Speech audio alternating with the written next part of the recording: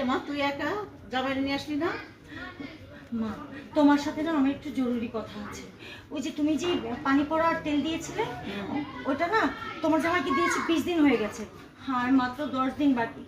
আমি চাই না তোমার জামাইয়ের কিছু হয়ে যাক। মা, যা করার এই 10 দিনে করতে হবে। ওকে বাঁচানোর চেষ্টা করতে হবে মা। আমি না আর পারতেছি না। আচ্ছা আচ্ছা, তুই টেনশন করিস না। আরে বোকা, আমিও তোরে পানিটা দিয়েছি আর তেলটা দিয়েছি। ওটা পানি পড়াও ছিল না, তেল পড়াও ছিল না। ওইটা দিয়েছি জামাইকে যাতে তুই দিতে দিতে তার প্রতি তোর মহব্বত এবং ভালোবাসাটা যাতে পারে, সেই জন্যই দিয়েছি। এটাতে কোনো ক্ষতি হবে না, তুই টেনশন করিস না, সব ঠিক হয়ে যাবে।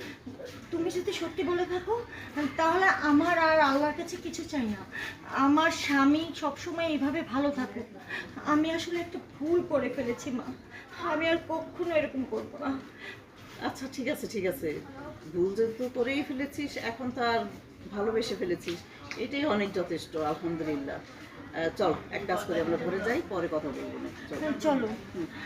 দাও মা, এই, কি একটা হলো? ফোন কাটো। ফোন দিছে নাকি?